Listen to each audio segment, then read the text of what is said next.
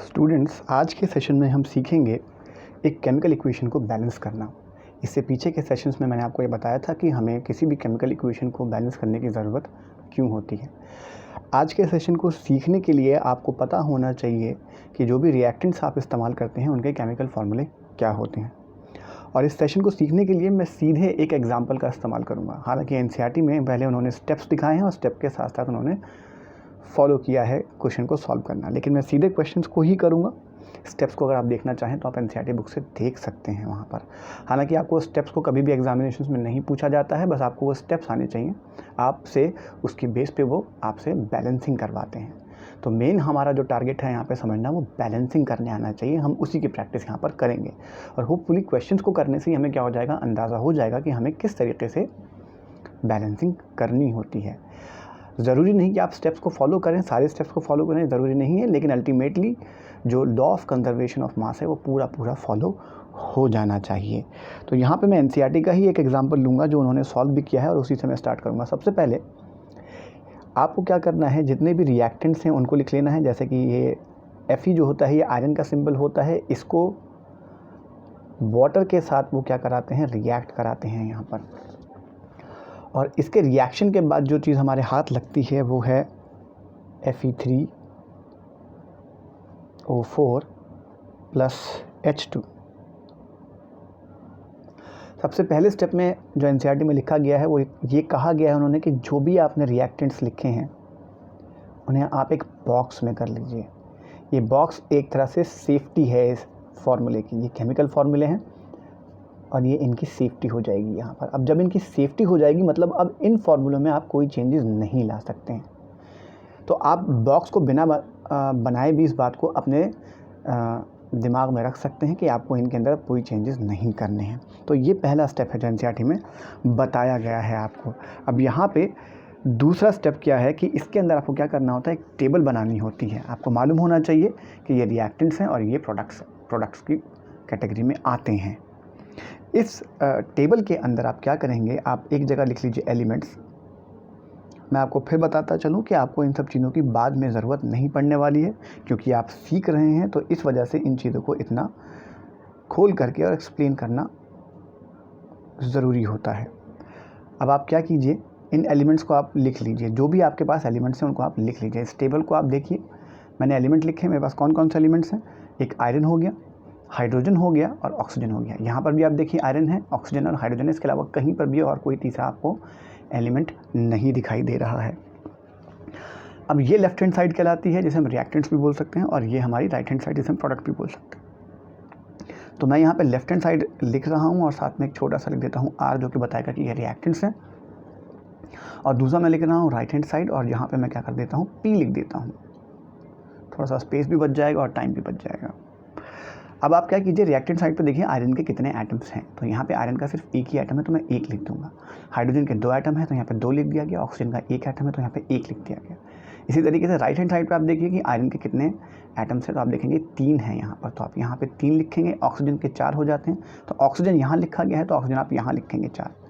जल्दबाजी में इधर नहीं लिख दीजिएगा, बहुत ही ध्यान रखने की ज़रूरत होती है। हाइड्रोजन के जो है राइट हैंड साइड पर वो 2 ही एटम है, तो आप यहाँ पर 2 लिख देंगे। ये हो गया स्टेप नंबर 2। अब स्टेप नंबर 3 क्या है, स्टेप नंबर 3 में आप, ये एक कन्वेंशन है, मतलब आप इस्तेमाल करना चाहें तो कर सकते हैं और नहीं भी करना चाहें तो कोई परेशानी नहीं है, आप अपना मेथड लगा सकते हैं। इसमें क्या करते हैं, जो सबसे बड़ा हमारा नंबर होता है हम उसको बैलेंस करना शुरू करते हैं। तो हम क्या देखते हैं, हमारे पास सबसे बड़ा जो नंबर है वो 4 है। वो लेफ्ट हैंड साइड पे भी हो सकता है या राइट हैंड साइड पे भी हो सकता है। जैसे इस केस में राइट हैंड साइड पे है, हो सकता है किसी और केस में वो लेफ्ट हैंड साइड पे आ जाए। तो 4 यहाँ पर है और मुझे यहाँ पर 1 दिखाई दे रहा है, तो मुझे इसे बैलेंस करना होगा, इस 1 को, इस 4 को। तो मुझे क्या करना चाहिए, यहाँ पर इसको 4 से मल्टीप्लाई कर देना चाहिए। याद रखिए, इसको मैं 4 से डिवाइड नहीं करूँगा, हमेशा मल्टीप्लाई करूँगा। ठीक है, हमेशा आप मल्टीप्लाई कीजिए। तो यहाँ पे 1 को आपने जैसे ही 4 से मल्टीप्लाई किया तो अब ये 4 हो गया। तो आपने ऑक्सीजन के केस में आपने क्या किया है, 4 से मल्टीप्लाई किया है। लेफ्ट हैंड साइड पे आपने 4 से मल्टीप्लाई किया है। तो आप देखिए लेफ्ट हैंड साइड पे ऑक्सीजन कहाँ पर है, तो आप देखेंगे ऑक्सीजन लेफ्ट हैंड साइड पे इसके साथ है। तो अब यही जो इक्वेशन है ये थोड़ी चेंज हो जाएगी। इसे आप लिखेंगे आयरन, लेकिन आप यहाँ पे कहीं पे भी आयरन के साथ कुछ मल्टीप्लिकेशन नहीं कर रहे हैं, तो यहाँ पे आप इसको ऐसे ही छोड़ देंगे। प्लस बॉक्स आप चेंज नहीं कर सकते, तो H2O ऐसे ही लिखा जाएगा। पहले स्टेप को आप याद रखेंगे। और 4 को आप याद रखिए, आपको आगे लिखना है, लेफ्ट हैंड साइड पे लिखना है इसके। तो आप 4 यहाँ लिखेंगे क्योंकि आपने 4 से मल्टीप्लाई किया था। याद रखिए आपको राइट हैंड साइड पे नहीं लिखना है, यानी जहाँ मैं पॉइंट आउट कर रहा हूँ यहाँ पे आपको नहीं लिखना है। उसके बाद अब आप यहाँ पे बाकी चीज़ों को लिख दें, जो आपने चेंज किया है बस वहीं आपको यहाँ पे शो करना है। इसके अलावा कहीं पे भी आपको कुछ शो नहीं करना है, उसको एज इट इज़ ऐसे ही लिख देना है दोबारा से।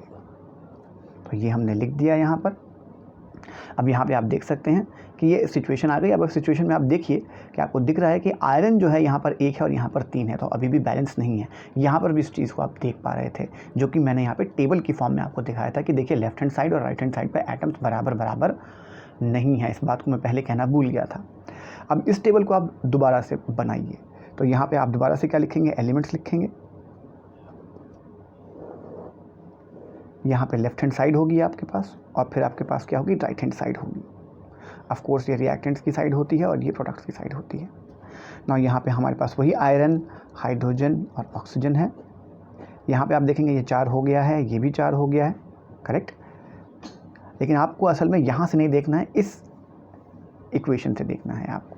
तो आप देखिए 4 मल्टीप्लाइड बाई O, तो 4 ऑक्सीजन है हमारे पास यहाँ पर भी 4 ही हैं। इसी तरीके से आप देखिए हाइड्रोजन जो है वो 8 हो गया है, 4 2 8, 2 हाइड्रोजन यहाँ पर हैं और ये 4 बार आपको दिखा रहा है, तो 8 हो जाएगा। तो लेफ्ट हैंड साइड पे अब 8 हाइड्रोजन है, जबकि यहाँ पर सिर्फ 2 ही हैं, तो यहाँ पे आप 2 लिख देंगे। इसी तरीके से आयरन देखिए यहाँ पर अभी भी 1 है और यहाँ पर 3 है। अब आप क्या कर सकते हैं, बड़ा नंबर ये है, इसको बैलेंस कर सकते हैं। इसको बैलेंस करने के लिए आप यहाँ पे किससे मल्टीप्लाई कर दीजिए, 4 से मल्टीप्लाई कर दीजिए। अब आपने राइट हैंड साइड पे क्या किया है, 4 से मल्टीप्लाई किया है हाइड्रोजन के केस में, और आप देख सकते हैं कि राइट हैंड साइड पे हाइड्रोजन यहाँ पर है। तो असल में आपको क्या करना चाहिए, आप 4 से इसको मल्टीप्लाई करना चाहिए और वही रूल आप फिर फॉलो करेंगे। यहाँ पे आप क्या करेंगे, आयरन लिया आपने, आयरन के साथ आपने क्या किया, यहाँ पर H2O ले लिया 4 टाइम्स, क्योंकि आप कर चुके हैं उसे, तो उसे नहीं बदलेंगे आप। और यहाँ पर Fe3O4 लिखेंगे प्लस, अब इस H2 को आप 4 से मल्टीप्लाई करेंगे, राइट हैंड साइड वाले H को आप 4 से मल्टीप्लाई करेंगे, इस बात को ध्यान रखिएगा। तो 4 आगे लिखा जाएगा। आप दोबारा ऐसे इस टेबल को क्या करेंगे, बनाएंगे। जब आप इस टेबल को बनाएंगे तो मैं ऐसे यहाँ बना रहा हूँ, तो यहाँ पे आप दोबारा से एलिमेंट्स लिखेंगे। देखिए ये काम करना, समझना थोड़ा सा टीडियस ज़रूर हो सकता है, थोड़ा सा बोरिंग भी हो सकता है, लेकिन अगर आप थोड़ा सा ध्यान लगाएंगे तो एक बार समझने के बाद आपको डायरेक्टली क्वेश्चंस करने में मज़ा आएगा। तो एलिमेंट्स हैं यहाँ पर, एक आयरन हो गया हमारे पास, दूसरा हाइड्रोजन हो गया और तीसरा क्या हो गया, ऑक्सीजन हो गया।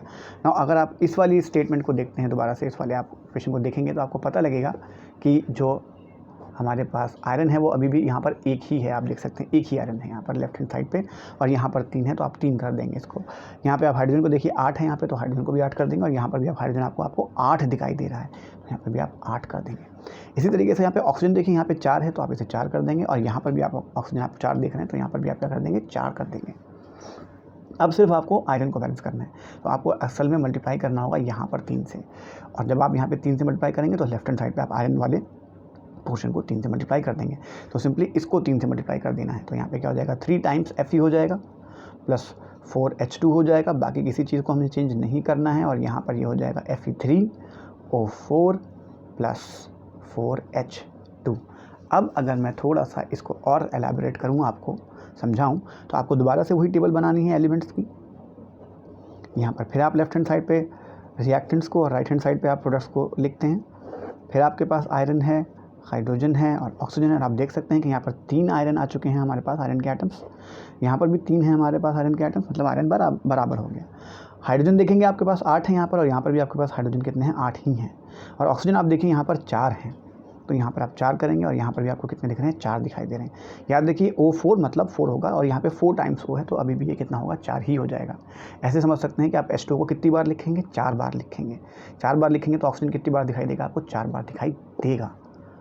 ठीक है, इस तरीके से आपने क्या देखा कि अब ये पूरा जो टेबल है आपको बैलेंसिंग दिखा रहा है कि लेफ्ट हैंड साइड पे जो आइटम्स हैं, राइट हैंड साइड पे भी एक्जैक्टली उतने ही आइटम्स हैं। तो law of conservation of mass क्या हो गया, यहाँ पे सेटिस्फाई हो गया। तो ये इक्वेशन क्या हो गई, बैलेंस हो गई। तो ये इस इक्वेशन के बैलेंस होने का जो तरीका है, इसे हम कहते हैं हिट एंड ट्रायल मेथड। आपको बार बार तुक्का ही लगाना है और सॉल्व करने की कोशिश करनी है। कई बार ये मेथड काम करेगा और कई बार आपको अपना दिमाग यहाँ पे कुछ ज़्यादा ही लगाना पड़ता है। ऐसे बहुत सारे एग्जांपल्स आपको देखने को मिलेंगे, लेकिन इतना मुश्किल नहीं होता है कि सॉल्व नहीं हो पाए आपसे। अब इसके बाद आप एक चीज़ और ऐड करते हैं, इसके अंदर फिजिकल स्टेट्स को भी ऐड करते हैं, जिससे कि क्या होता है, ये इक्वेशन आपको ज़्यादा इन्फॉर्मेशन देती है।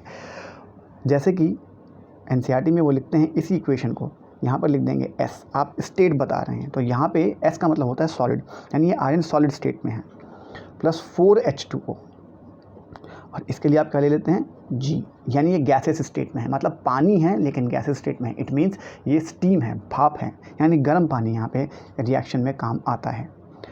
Fe3O4, अब ये बनेगा तो ये सॉलिड बनता है, यानी ये सॉलिड बनेगा, और साथ में यहाँ पे 4H2O है जो आप देख रहे हैं, ये गैस की फॉर्म में निकलेगा बाहर, ये गैस की फॉर्म में क्या निकलेगा, बाहर निकल जाएगा। तो मुझे उम्मीद है कि आपको समझ में आएगा कि हम किसी भी केमिकल इक्वेशन को बैलेंस किस तरीके से करते हैं। एक दो क्वेश्चंस को हम और प्रैक्टिस करेंगे ना, आई होप कि आप उससे अच्छी तरह से बात को समझ लेंगे। एक बार एनसीईआरटी ज़रूर पढ़िएगा।